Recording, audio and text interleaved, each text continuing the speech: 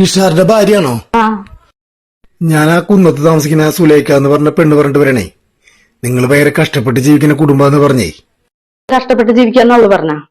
അവൾക്ക് ഇതന്നെ പണി, ഞങ്ങളെ പറ്റി അനാവശ്യം പറയില്ലേ. ഇത് വാടക വീടാണോ? ഇതവളെന്നെ പറഞ്ഞേ. ഞങ്ങള് വാടക വീട്ടിലാണ്, ഞങ്ങള് വാടക കൊടുക്കാൻ പൈസ ഇല്ലാണ്ട് ബുദ്ധിമുട്ടി ജീവിക്കാന്നവള് പറഞ്ഞ. അന്നൊരു കാര്യം നിങ്ങൾ കേട്ടോ, ഞങ്ങളുടെ വീട്ടിലെ TV ഉണ്ട്, ഫ്രിഡ്ജ് ഉണ്ട്, വാഷിംഗ് മെഷീൻ ഉണ്ട്. പിന്നെ അവിടെ എടുക്കണണ്ട 2 വണ്ടി, ഒരെണ്ണത്തിന് പകരം 2 വണ്ടിയാ. നീ നോക്കിയേ, 5 പവന്റെ മാല 2 ദിവസം മുന്നേ മേടിച്ചിട്ടുള്ളോ.